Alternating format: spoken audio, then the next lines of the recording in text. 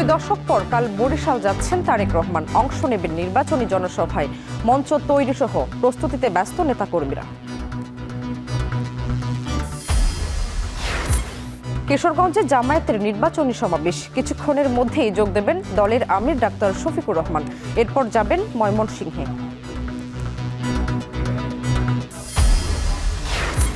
শেরপুরে জামায়াত নেতা হত্যায় স্বেচ্ছাসেবক দল নেতা গ্রেপ্তার। নির্বাচনী সহিংসতায় ইসির ভূমিকায় উদ্বেগ। ভোটের হার কমার শঙ্কা বিশ্লেষকদের। হবিগঞ্জের 4টি আসনে প্রায় অর্ধেকই নারী ভোটার। জয় পরাজয়ের নানা সমীকরণ প্রার্থীদের। সামাজিক নিরাপত্তা ও কর্মসংস্থানের প্রতিশ্রুতি। এবং পাবনায় পল্লী বিদ্যুতের বিরুদ্ধে 4 শতাধিক তাল গাছের মাথা কেটে ফেলার অভিযোগ। জেলা জুড়ে সমালোচনার ঝড়। বিকল্প ব্যবস্থায় বিদ্যুৎ সরবরাহের দাবি।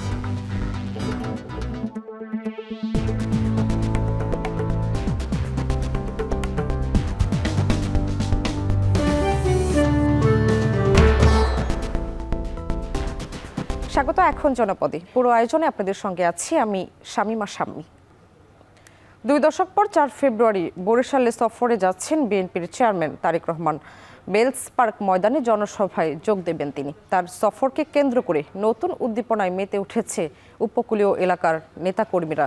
নিরাপত্তা ও আইন শৃঙ্খলা রক্ষায় গ্রহণ করা হয়েছে যথাযথ ব্যবস্থা। মাহমুদুর নবীর তোলা ছবিতে আরও জানাচ্ছেন ফিরদাউস সোহাগ। প্রায় 20 বছর পরে আবারও বরিশাল সফরে তারেক রহমান। সর্বশেষ সফর করেছিলেন 2006 সালে। তার এই সফরকে ঘিরে যেন নতুন করে প্রাণ ফিরে পেয়েছে স্থানীয় বিএনপি। ইতোমধ্যে বরিশালে বিভাগীয় সমাবেশ সফল করার জন্য প্রস্তুতি সভা করা হয়েছে। জেলা ও উপজেলা পর্যায়েও একই ধরনের সভা হয়েছে। দলের শীর্ষ নেতার নির্দেশনার অপেক্ষায় রয়েছেন নেতাকর্মীরা। বরিশালের আগমন দেখার জন্য শুধু বিএনপি অঙ্গ সংগঠনই নয়, সারা বরিশালবাসী, বিভাগের বরিশালবাসী সাধারণ জনসবাই অধীর আগ্রহ অপেক্ষা করছে। বুধবার বেলস পার্ক ময়দানে শুরু হবে জনসভা। আর জনসভাকে জনসমুদ্রে পরিণত করতে তৃণমূল বিএনপিতে চলছে ব্যাপক তৎপরতা। এই জনসভা বরিশাল বিভাগের 21 আসনে বিএনপির বিজয়কে ত্বরান্বিত করবে বলে মনে করেন বিএনপির এই নেতা।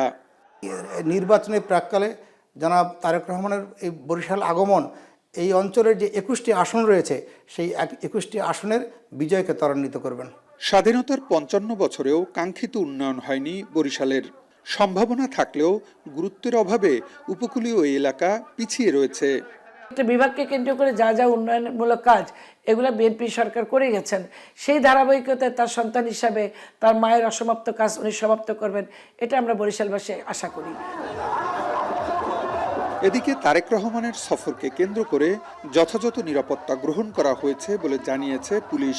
প্রথম থেকে যখন আসা শুরু হবে তখন থেকে আমরা একেবারে সভাস্থলে আমরা স্কেলিটন ডিউটি দিয়ে দেব, ঠিক আছে। তারপরে আমরা ওই সিটিএসবি এবং ডিবি টিম কাজ করবে, সাথে আমাদের মোবাইল টহল এমনি বাড়ছে, আরও বাড়াবো। তারেক রহমানের এই সফর আগামী নির্বাচনে বিএনপির সাফল্যকে কতটা প্রভাবিত করতে পারে এখন দেখার বিষয় সেটাই। নির্বাচনের প্রাক্কালে তারেক রহমানের বরিশাল সফরকে গুরুত্বপূর্ণ হিসেবে দেখছেন বিশ্লেষকরা। ফিরদাউস সোহাগ, এখন বরিশাল। এ বিষয়ে আরও জানাতে নগরীর বেলস পার্ক ময়দান থেকে যুক্ত হচ্ছেন ফিরদাউস সোহাগ। সোহাগ, তারেক রহমান তো আসলে 2 দশক পর বরিশালে যাচ্ছেন। নেতাকর্মীদের ভিতর উচ্ছ্বাস কেমন দেখছেন, আর মঞ্চ তৈরির কাজ শেষ হয়েছে কিনা সব মিলিয়ে জানাবেন।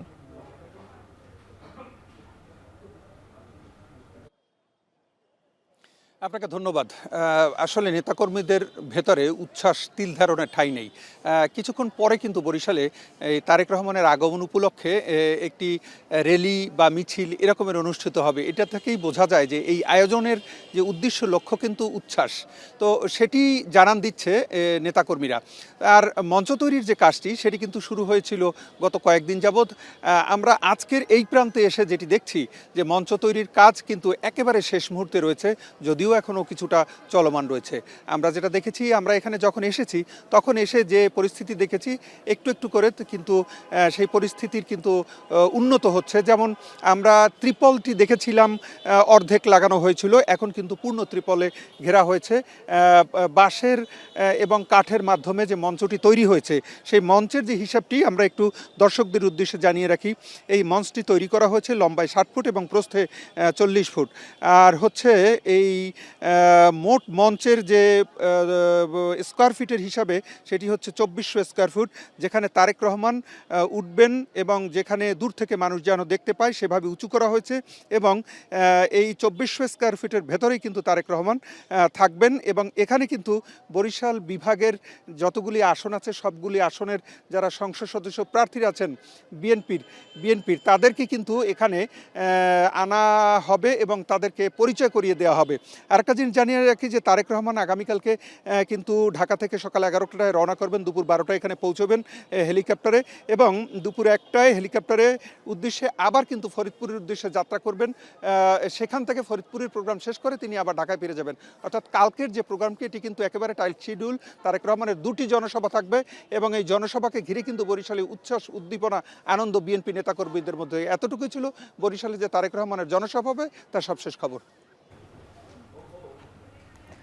দর্শক, কাল বরিশাল যাচ্ছেন বিএনপির চেয়ারম্যান তারেক রহমান, এই বিষয়ে জানাচ্ছিলেন ফিরদাউস সোহাগ। কিশোরগঞ্জের কটিয়াদীতে নির্বাচনী জনসভায় যোগ দিয়েছেন জামায়াত ইসলামীর আমির ডাক্তার শফিকুর রহমান। এ নিয়ে আরও জানাতে কটিয়াদীর সরকারি কলেজ মাঠ থেকে যুক্ত হচ্ছেন হারুনুর রশিদ, ময়মনসিংহ থেকে যুক্ত হচ্ছেন ইমতিয়াজ আহমেদ। আমরা সরাসরি যুক্ত হব কিশোরগঞ্জে হারুনুর রশিদের সঙ্গে। হারুন, জানাবেন সমাবেশে জনসমাগম কেমন দেখছেন, আর জামায়াতের আমির কখন নাগাদ বক্তব্য শুরু করবেন?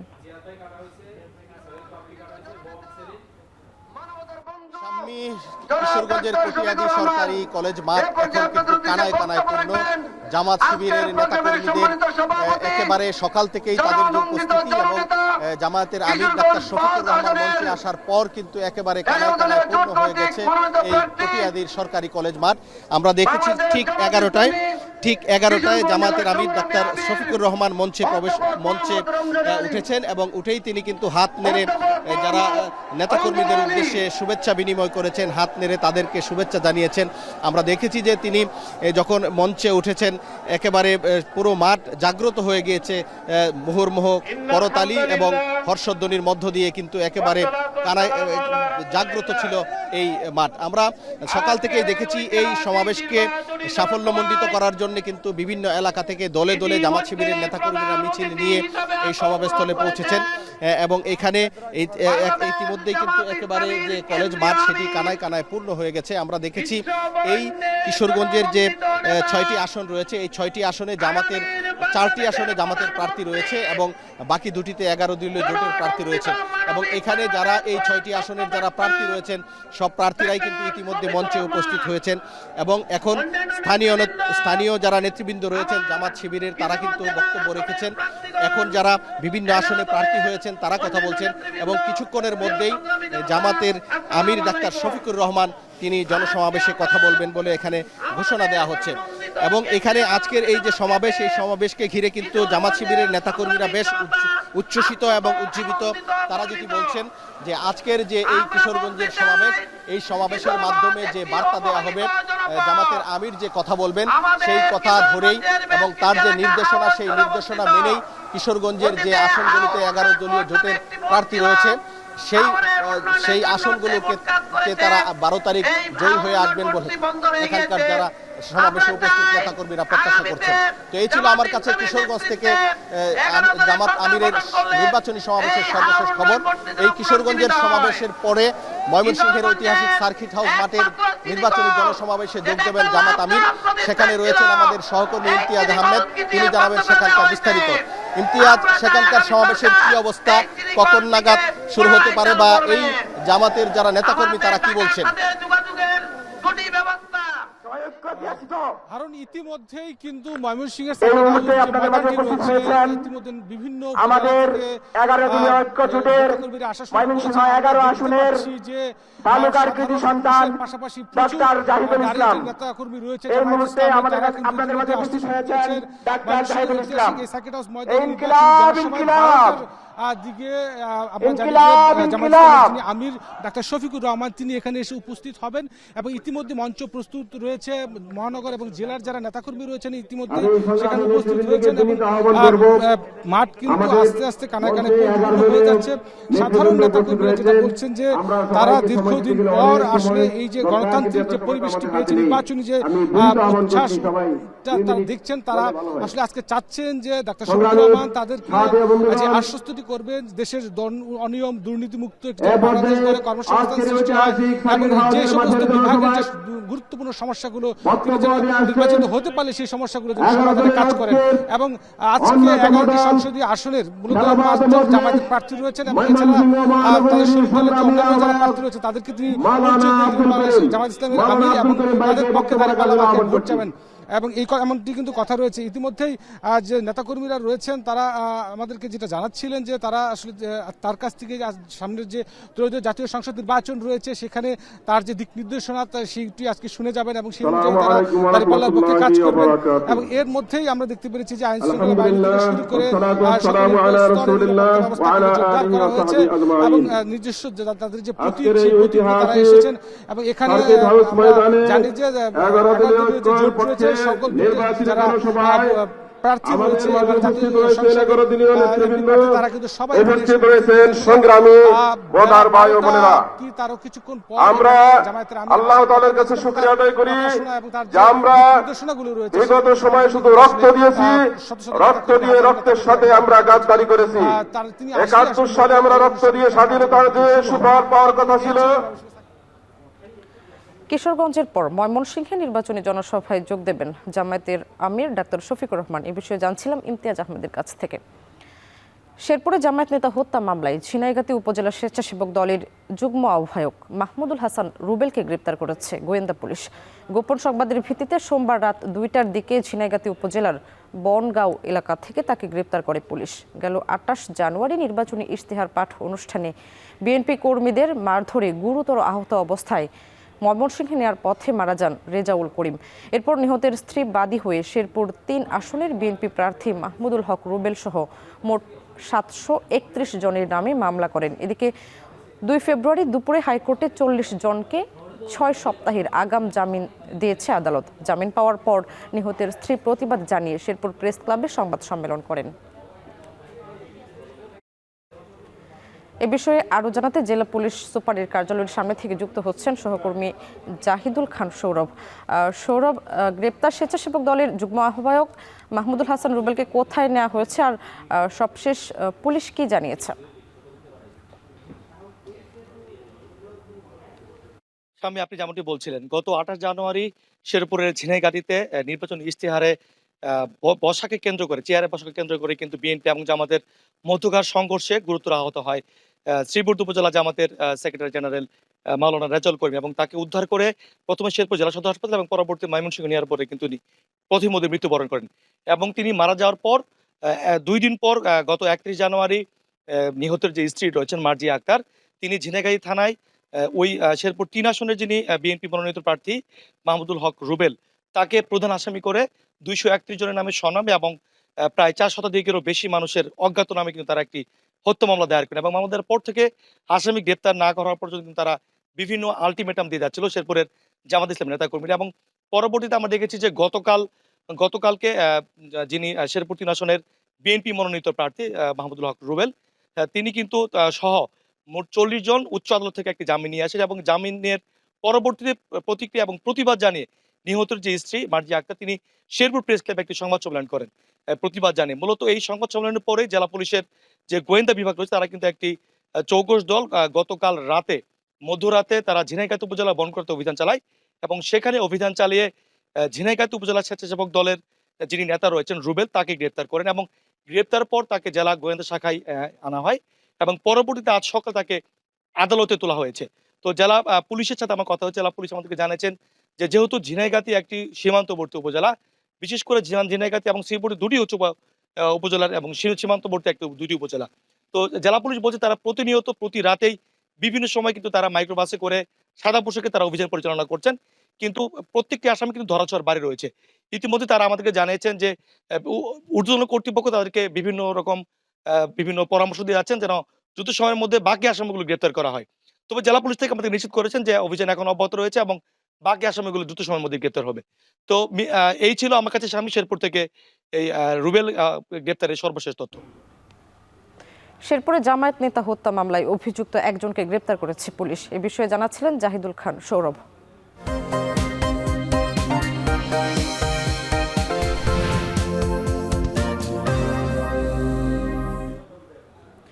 আর মাত্র 8 দিন পরেই অনুষ্ঠিত হতে যাচ্ছে ত্রয়োদশ জাতীয় সংসদ নির্বাচনে মৌলভীবাজারের প্রার্থীরা সকাল থেকে রাত পর্যন্ত নানা প্রতিশ্রুতি নিয়ে হাজির হচ্ছেন ভোটারদের কাছে। ভোটাররাও করছেন নানা হিসেব নিকেশ। ভোটারদের ভাবনার বিস্তারিত জানাতে মৌলভীবাজার থেকে যুক্ত হচ্ছেন এম এ হামিদ। হামিদ, জানাবেন প্রার্থীরা প্রচারণায় কি কি প্রতিশ্রুতি দিচ্ছেন আর ভোটাররা কি কি প্রত্যাশা রাখছেন?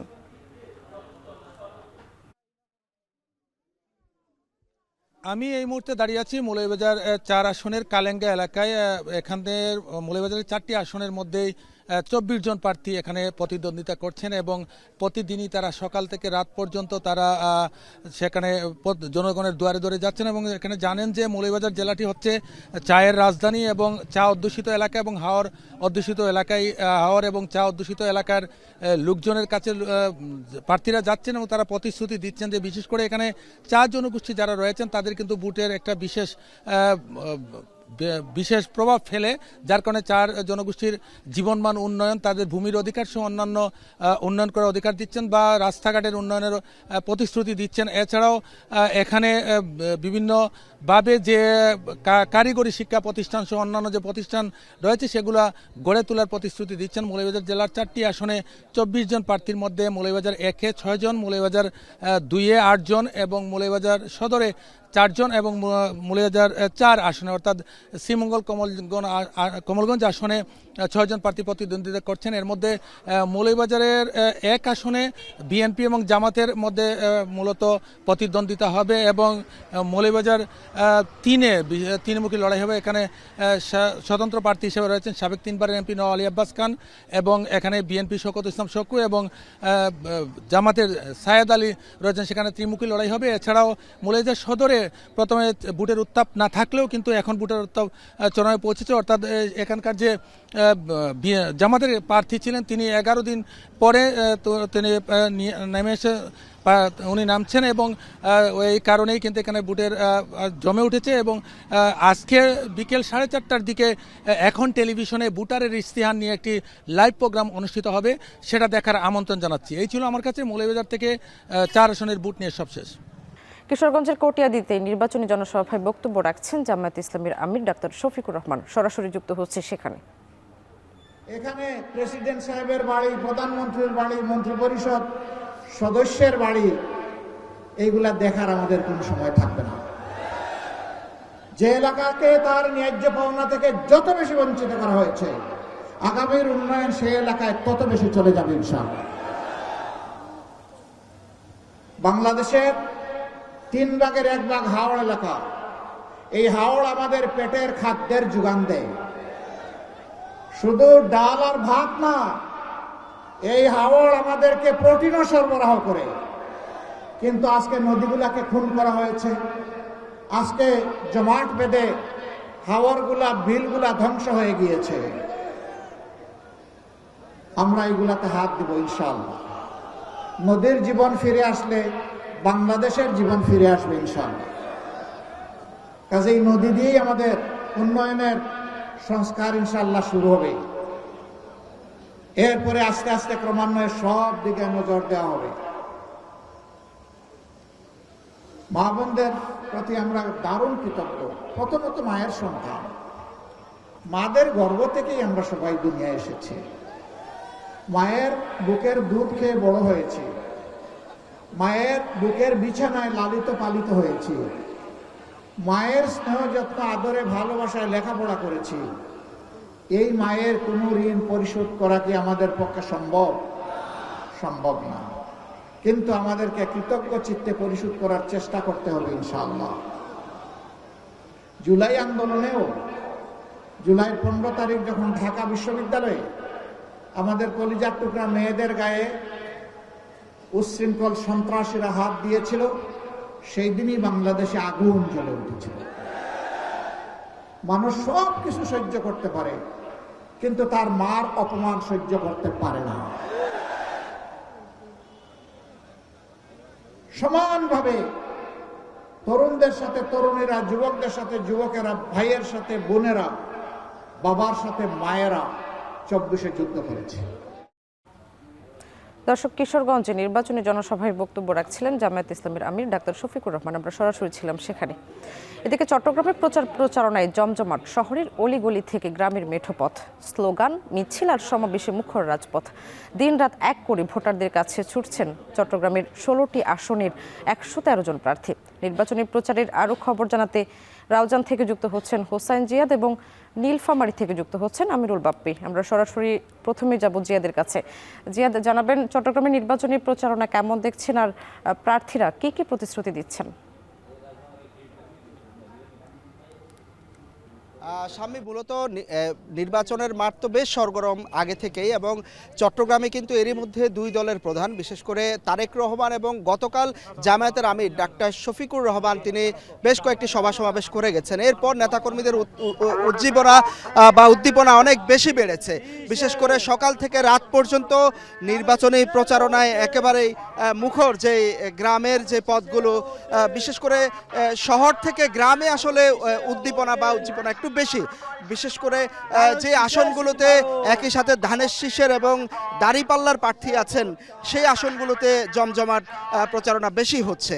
তো যেখানে প্রার্থী নিজে যেতে পারছেন, প্রার্থী নিজেই প্রচারণা চালাচ্ছেন, যেখানে প্রার্থী যেতে পারছেন না, সেখানে কিন্তু প্রার্থীদের পক্ষে যারা নেতাকর্মী অনুসারী আছেন, তারা দাঁড়িয়ে গিয়ে ভোট চাচ্ছেন এবং এলাকার প্রতিশ্রুতির কথা বলছেন। আজকে আমরা আছি চট্টগ্রামের রাউজান এলাকায়। এখানে 4 জন প্রার্থী হয়েছেন ধানের শীষ, দাঁড়িপাল্লা সহ, এবং এখানে ইসলামী ফ্রন্টের প্রার্থীও বেশ শক্তিশালী, অর্থাৎ একটি ত্রিমুখী লড়াই হবে এই আসনে, এবং প্রায় 3,39,000 ভোটার এখানে আছেন।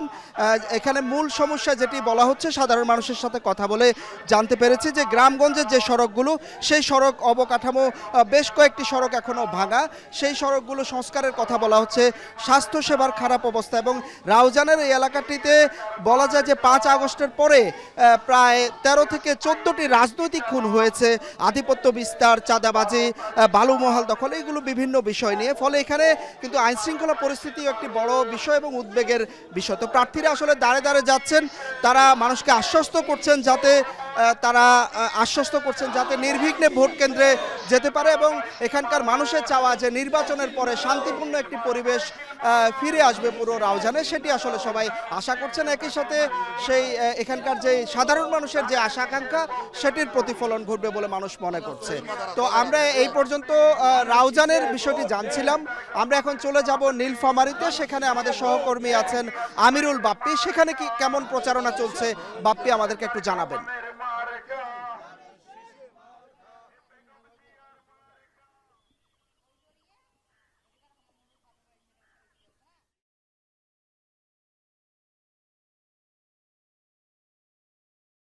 সারা দেশের মতো নীলফামারীতেও যে জমে উঠেছে নির্বাচনী প্রচারণা। আর মাত্র কয়েকটা দিন আছে হাতে, তাই প্রার্থীরা একেবারেই দিন রাত এক করে ছুটছেন। আমি কিছুক্ষণ আগে ছিলাম জামায়াতের প্রার্থী নীলফামারী 2 আসনের আল ফারুক আব্দুল লতিফের গণসংযোগে। তিনি সেখানে দেখছেন যে একের পর এক গণসংযোগ করে বেড়াচ্ছেন। আমরা দেখেছি যে একদম গ্রাম থেকে গ্রামান্তরে ছুটে যাচ্ছেন, প্রত্যেকটা ভোটারের দাঁড়িয়ে ছুটে যাচ্ছেন, এবং তারা আসলে কোথাও দম ফেলার ফুরসত নেই, যেটা বলা হয়ে থাকে সেরকমটি বলেছেন। আমরা তার সাথে কথা বলেছিলাম, তিনি যেটি জানিয়েছেন যে এই এলাকা নীলফামারী যেহেতু একটি অবহেলিত এলাকা, তিনি যদি এখান থেকে জিততে পারেন তাহলে তার পরিকল্পনাগুলোর কথা জানালেন। বিশেষ করে এখানকার যোগাযোগ ব্যবস্থার প্রভূত উন্নয়নের কথা তিনি বলেছেন, এখানে শিল্প কলকারখানা স্থাপনের কথা বলেছেন, স্বাস্থ্য ব্যবস্থার কথা বলেছেন।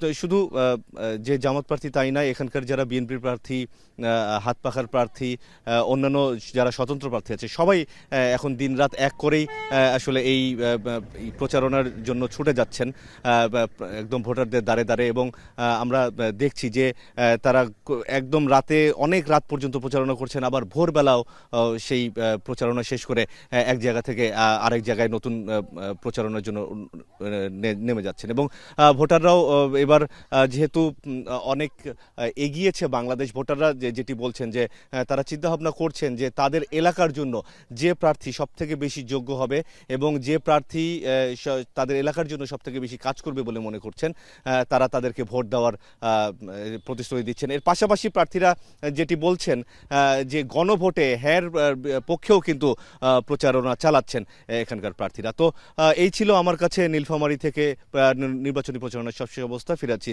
স্টুডিওতে সামনে। নির্বাচনী প্রচারণার খবর জানাচ্ছিলেন আমিরুল বাপ্পি এবং চট্টগ্রাম থেকে জানাচ্ছিলেন হোসেন জিয়াদ। 7টি উপজেলা নিয়ে গঠিত গাইবান্ধা জেলায় সংসদীয় আসন রয়েছে মোট 5টি। সবগুলো আসনেই চলছে জমজমাট প্রচারণা। গাইবান্ধা 3 আসনের পলাশবাড়ি এলাকায় বিএনপি প্রার্থীর নির্বাচনী প্রচারণার খবর জানাতে যুক্ত হচ্ছেন রাজীব সেলিম। রাজীব, জানাবেন কেমন দেখছেন নির্বাচনী প্রচারণা, আর ভোটাররা প্রার্থীদের কাছে কি কি দাবি জানাচ্ছেন, সব মিলিয়ে জানাবেন। আমি ভোটাররা আসলে এই অঞ্চলের যে ভোটাররা রয়েছেন তারা অনেক কিছুই প্রত্যাশা করেন। বরাবরই এরকম যখন নির্বাচন আসেন তখন প্রার্থীরা বিভিন্ন রকম ইশতেহার দেন, বিভিন্ন রকম প্রতিশ্রুতি দেন, কিন্তু সেগুলোর কোনো কিছুই আসলে সাধারণ মানুষের পূরণ হয় না। তবে এই ইশতেহার দেওয়ার আবারও সময় হয়েছে, প্রার্থীরা যাচ্ছেন ভোটারদের কাছে। এখন যে জায়গাটিতে রয়েছে এটি গাইবান্ধা 3 আসন, অর্থাৎ পলাশবাড়ি এবং সাদুল্লাপুর উপজেলা নিয়ে যে আসনটি গঠিত, সেই আসন। এই আসনে 10 জন প্রার্থী রয়েছেন এবং 10 জন প্রার্থী ভোটারদের দ্বারে দ্বারে যাচ্ছেন এবং এই আসনে সব মিলিয়ে প্রায় 5 লাখের বেশি ভোটার রয়েছে এবং তাদের দ্বারে দ্বারে যাচ্ছেন কর্মী সমর্থকরা। এইভাবে ক্যামেরায় যেটি দেখতে পাচ্ছেন, এইভাবে খণ্ড খণ্ডভাবে বিভক্ত হয়ে একেবারে ইউনিয়ন ওয়ার্ড পর্যন্ত তারা এইভাবে নির্বাচনী প্রচারণা চালাচ্ছেন। আমি একটু জানিয়ে রাখি যে এই আসনে যে 10 জন প্রার্থী রয়েছে তাদের মধ্যে বাংলাদেশ জাতীয়তাবাদী দলের রয়েছেন, বাংলাদেশ জামায়াতে ইসলামী, জাতীয় পার্টি, 2 জন স্বতন্ত্র সহ সব মিলিয়ে 10 জন প্রার্থী রয়েছে। প্রার্থীরা বিভিন্ন রকম ইশতেহার দিচ্ছে, তবে ভোটাররা এই ইশতেহার দেখেই সিদ্ধান্ত নেবেন ভোট কাকে দেবেন, রায় কাকে দেবেন, আর দায়িত্ব কাকে দেবেন তাদের এই প্রত্যাশাগুলো পূরণ হওয়ার জন্য। আমি এখন যে জায়গাটিতে রয়েছে এটি পলাশবাড়ি উপজেলা। এই পলাশবাড়ি উপজেলার উপর দিয়ে এশিয়ান হাইওয়ে আছে, কিন্তু সেই অর্থে কলকারখানা বা এরকম কোনো কিছু গড়ে ওঠেনি। সে কারণে আসলে এই অঞ্চলের মানুষের কর্মক্ষেত্র খুব বেশি বিকশিত হয়নি। সে কারণে এই অঞ্চলের মানুষের এখন চাওয়া রয়েছে যে শিল্প কারখানা গড়ে তুলে এখানে কর্মসংস্থান যে প্রার্থী সৃষ্টি করবে এবং এই ইশতেহার দেবে সেটি দেখে আসলে সাধারণ মানুষ সিদ্ধান্ত নেবেন। এই ছিল আমার কাছে গাইবান্ধা থেকে ভোটের সবশেষ খবর। নির্বাচনী প্রচারণার খবর জানাতে গাইবান্ধা থেকে যুক্ত হয়েছিলেন রাজীব সেলিম। নির্বাচনী পদযাত্রায় নাটোরে জাতীয় নাগরিক পার্টি এনসিপির কেন্দ্রীয় নেতৃবৃন্দ অংশ নেবেন। 11 দলীয় জোটের প্রার্থী কাদির বাবুর পক্ষে প্রচারণায়। এ নিয়ে আরও জানাতে নাটোরের সিংড়া থেকে যুক্ত হচ্ছেন মাহবুব হোসেন। মাহবুব, এনসিপির নেতৃবৃন্দ প্রচারণায় অংশ নিয়েছেন কিনা জানাবেন, আর সবশেষ কি তথ্য রয়েছে?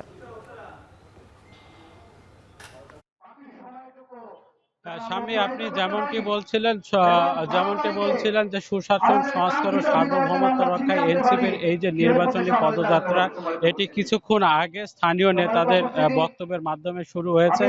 আপনি দেখতে পাচ্ছেন যে এই মঞ্চে আর কিছুক্ষণ পরে অর্থাৎ 12টা নাগাদ কিন্তু আসিফ মাহমুদ সজীব ভুঁইয়া, এনসিপির যে মুখপাত্র রয়েছেন, তিনি কিন্তু এখানে বক্তব্য রাখবেন। এই মুহূর্তে সিংড়া আর নাটোর 3 আর সিংড়া আসনের যিনি প্রার্থী রয়েছেন 11 দলীয় জোটের SM জার্জিস কাদির, এর পক্ষে তিনি নির্বাচনী পদযাত্রায় অংশগ্রহণ করবেন বলে আমরা জানতে পেরেছি। এছাড়া যে স্থানীয় নেতৃবৃন্দ কিন্তু এখানে তারা বক্তব্য রাখছেন। তারা যেটি বলছেন যে আগামী 12 ফেব্রুয়ারির যে নির্বাচন রয়েছে সেই নির্বাচনে শাপলা কলিকে কিভাবে বিজয়ী করা যায় সেই লক্ষ্যে এখানে তিনি বক্তব্য দিবেন। এবং আমরা যেটি দেখতে পেয়েছি, যেহেতু এই আসনটিতে জামাতের প্রার্থী ছিল, সে কারণে কিন্তু 11 দলীয় জোট পরে জামাতের প্রার্থীকে প্রত্যাহার করে নেয় এবং এনসিপিকে এটি ছেড়ে দেয়, যার কারণে এই জামাত নেতৃবৃন্দ কিন্তু এখানে তারা উপস্থিত হয়েছেন এবং তারা বলছেন যে আগামী 12 ফেব্রুয়ারি শাপলাকলিতে তারা ভোট প্রার্থনা করছেন এবং সাধারণ মানুষের কাছে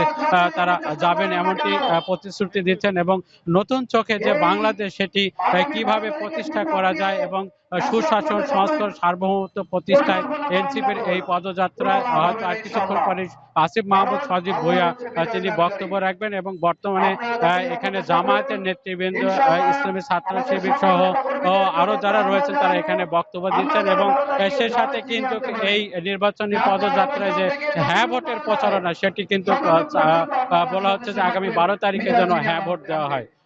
এই ছিল নাটোর থেকে এনসিপির পদযাত্রা নিয়ে সবশেষ খবর। এনসিপির কেন্দ্রীয় নেতারা নাটোরে পদযাত্রায় অংশ নিয়েছেন, এ বিষয়ে জানাচ্ছিলেন মাহবুব হোসেন।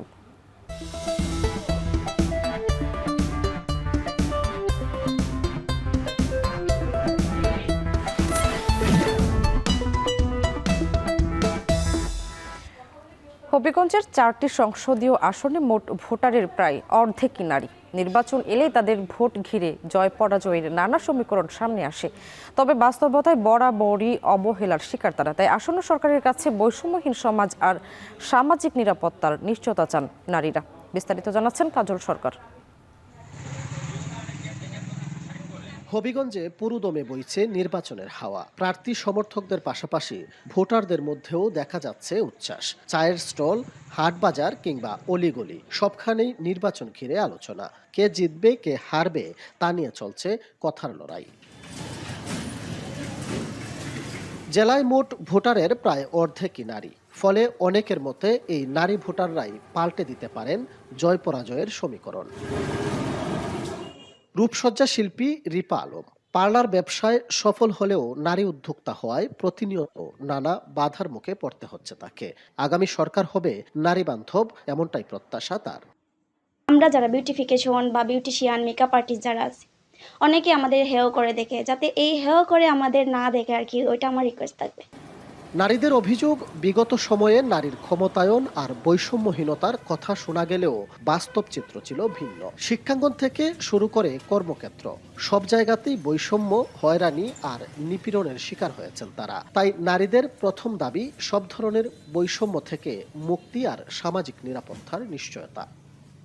সরকারি আসুক না কেন, নারী শিক্ষা এটাকে বাস্তবায়ন করতে হবে 100%। তো এমন একজন সরকার আমরা আমাদের আসেন, নারী বান্ধব হন, আমাদের নারীদের যারা পিছিয়ে আছে তাদেরকে যেন একটু এগিয়ে নেওয়ার চেষ্টা করেন। নারী নেত্রীরা বলছেন, জনপ্রতিনিধি নির্বাচনে ভূমিকা রাখার পাশাপাশি দেশের অর্থনীতিতেও গুরুত্বপূর্ণ অবদান রাখছেন নারীরা। তাদের বাদ দিয়ে টেকসই উন্নয়ন সম্ভব নয়। স্কুল, কলেজ সব জায়গায় যে বৈষম্যের শিকার হয়, নির্যাতনের শিকার হয়, এইগুলি থেকে যেন আমাদের সরকার আমাদের দিকে একটু দৃষ্টিপাত করে, আমাদের নারীর প্রতি সহিংসতা যেন বন্ধ হয়, এই আশা আমি ব্যক্ত করি আগামী সরকারের কাছে। হবিগঞ্জের 4টি সংসদীয় আসনে মোট ভোটার প্রায় 18 লাখ। এর মধ্যে পুরুষ ভোটার প্রায় 9,28,000 আর নারী ভোটার 9,05,000। কাজল সরকার, এখন হবি।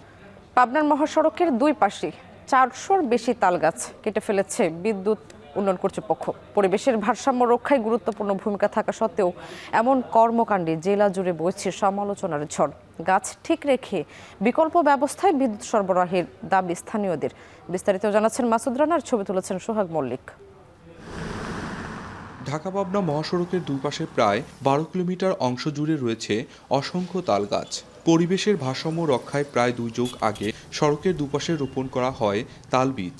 গাছগুলো বড় হলেও সড়কের সৌন্দর্য বর্ধনের পাশাপাশি এতদিন ছায়া ও ফল দিয়ে আসছিল।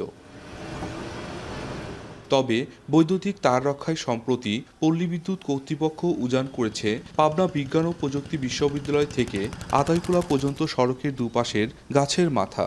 এতে এরই মধ্যে 50টিরও বেশি গাছ মারা গেছে, বাকিগুলোও মৃতপ্রায়। এতে ক্ষুব্ধ স্থানীয়রা। তাল গাছ এক মাথার গাছ, যদি একটু নেড়া করে কেটে দেওয়া হয় তাহলে ওই গাছটা 100% মারা যাওয়ার সম্ভাবনা থাকে। কর্মচারীরা যখন এই তাল গাছগুলো কাটে তো দুঃখই হয়, যে দুঃখ থাকার আর জায়গা পাই না। খুঁটি যারা পোল দেবী দিলে ওইগুলো উঠিয়ে দেওয়া হলে গাছ জোড়া যাবে না, এইটা আমাদের দাবি। যদিও পল্লী বিদ্যুৎ 2 এর কর্মকর্তাদের দাবি জনস্বার্থেই নিয়ম মাফিক কাটা হয়েছে গাছ। আমার সার্ভিস কোড অনুযায়ী বলা আছে যে কোনো সাক্ষাৎকার দেওয়া যাবে না। সাক্ষাৎ নিতে চান, কোনো একটা ক্লিপ নেবেন বা একটা প্রেজেন্টেশন দেবেন, রিপোর্ট করবেন। পল্লী বিদ্যুতের বা আমাদের কোনো ইন্টেনশন না, এটা জনস্বার্থেই ডালাপালাগুলি কাটতে হয়। সমস্যা সমাধানে কার্যকর ব্যবস্থা নেওয়া হবে বলে জানিয়েছে জেলার বন বিভাগ। সমন্বয় সভাতে তুলব, এখানে জেলার সব অফিসাররাই থাকে, ওইখানে আমরা ডিসি মহোদয়কে অনুরোধ করব এ ব্যাপারে ব্যবস্থা নেওয়ার জন্য। এটা খুবই একটা খারাপ উদাহরণ যে আমরা এই রাস্তার পাশে কাউকে না জানায়, সংশ্লিষ্ট কোনো কর্তৃপক্ষ জানে না, আমাদের ডিসি মহোদয় জানে না, আমরা এইভাবে গাছ কেটে নিচ্ছি। এই অবস্থায় গাছ ঠিক রেখে বিকল্প ব্যবস্থায় বিদ্যুৎ সরবরাহ নিশ্চিত করার দাবি জানিয়েছেন স্থানীয়রা। মাসুদ রানা, এখন পাবনা। এই ছিল এখন জনপদে। এখন টেলিভিশন ওয়েবসাইটে দেখতে ভিজিট করুন এখন.tv। এছাড়া ফেসবুকে দেখুন facebook.com/tv.এখন এবং ইউটিউবে এখন টেলিভিশন দেখতে ভিজিট করুন youtube.com/c/echontv।